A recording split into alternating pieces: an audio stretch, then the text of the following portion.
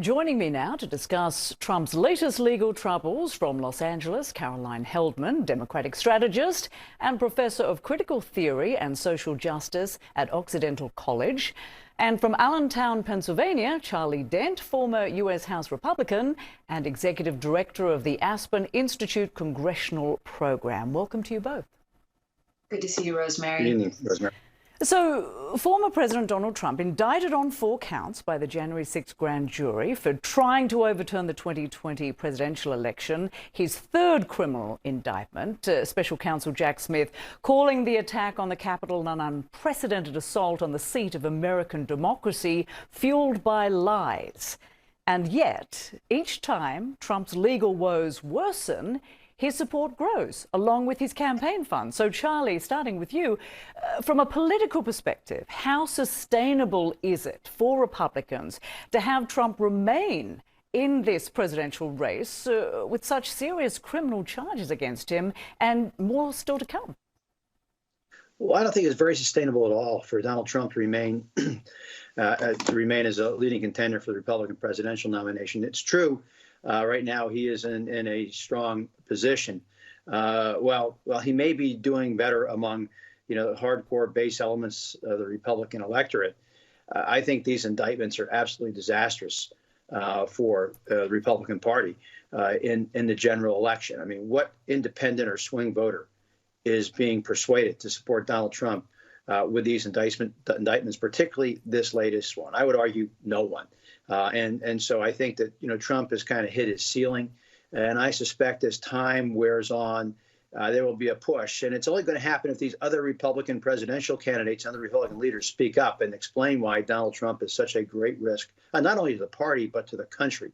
That's how they are going to defeat him. When you hear some of these candidates put out statements more or less talking about, the deep state, the Justice Department's out to get him.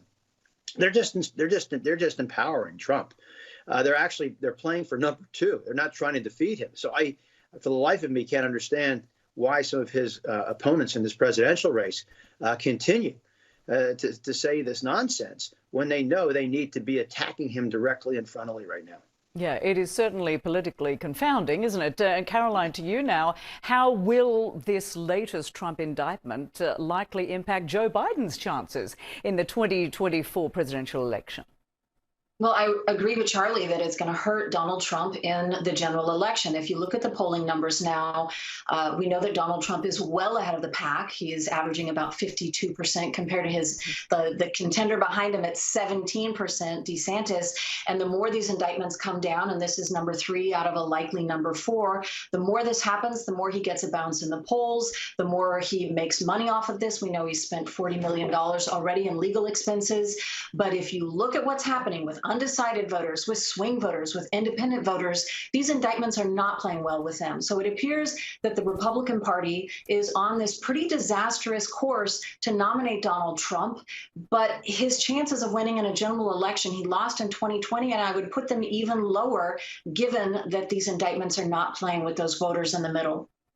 And Charlie, one of the most outspoken Trump critics, Chris Christie, responded to Trump's criminal indictment late Tuesday, saying it represents a stain on the country's history. But Christie, as you point out, appears to be the lone critic in the field of GOP presidential hopefuls. What does that signal to you? Well, I also argue that Will Hurd and Governor Hutchinson, they both have also been rather critical of Donald Trump. I think Will Hurd has said that. But Chris Christie is the only one. Chris Christie's the only one that's going to be in the debate next month. Yeah, so, well, I mean, his voice counts in that respect, doesn't it? But why aren't the others saying anything? Well, because they're afraid. They're all praying.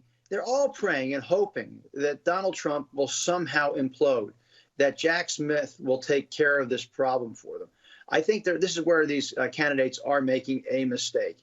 If we could, have a truth serum and basically listen to their private conversations, I suspect every single one of these candidates, knows that Donald Trump is too great a risk to be the nominee. They are simply afraid to say it because they fear Trump's base. They feel like they're going to antagonize that base. And that's why they're in mortal fear.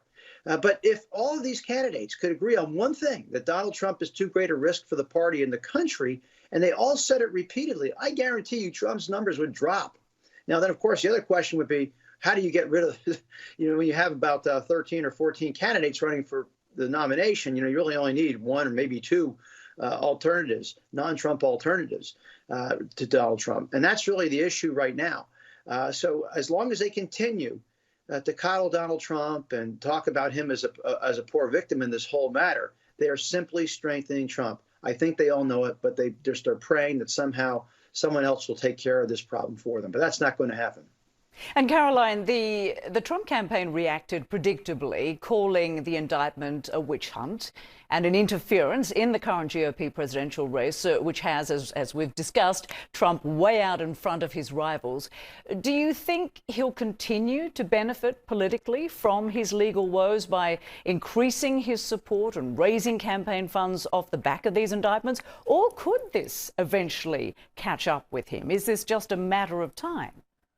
I don't think it's going to catch up with him in terms of his core supporters, Rosemary. The brand loyalty, it really plays into his messaging, the messaging that he's had for a long time, right? Which is, I think, twofold. One is that he could shoot someone on Fifth Avenue and his supporters would stick with him, which is true. The bodies are piling up on Fifth Avenue, and where are his supporters? But the other part of the message is this persecution complex. This plays so well into this idea that Donald Trump is using to really whip up his core supporters by saying, look, I'm being persecuted by a system that is rigged against me. And it's not just rigged against me, it's rigged against you, if you listen to him on the stump. So every time he gets an indictment, it really furthers the messaging of his campaign that is absolutely working in terms of polls and fundraising. And Charlie, we have already talked about the fact that as Trump's legal woes increase, so too does his support, and still more indictments are looming, of course. What does it say, though, about this country that so many US voters appear to support and accept an election lie without question? And, of course, those various conspiracy theories that come with that lie. Well, I think the larger problem here is that a lot of Republican voters have really been hearing largely one narrative from Republicans, and that is the Trump narrative. And again, it comes back to the fact too many Republican leaders have been quiet. Yes, there have been Liz Cheney and Adam Kinzinger and a few others who stood up and spoken up. Chris Christie, they have spoken up, but it's far too few. You cannot defeat the Trump narrative with silence, which is what has been the case for much of the last few years. So until Republican leaders, really find their voices and stand up and say the truth to Republican voters, I think that's when things change. That's why you're called a leader. You can lead. You can actually help change they can actually help change the narrative. But they're not going to change the narrative by ignoring Donald Trump and just hoping he goes away. He's been able to dominate this narrative for far too long, and that's why we're in the predicament that we're in right now. We'll see if they find the courage to do that. Caroline Heldman, Charlie Dent, many thanks for joining us. Appreciate it. Thank you. Thank you, Rosemary.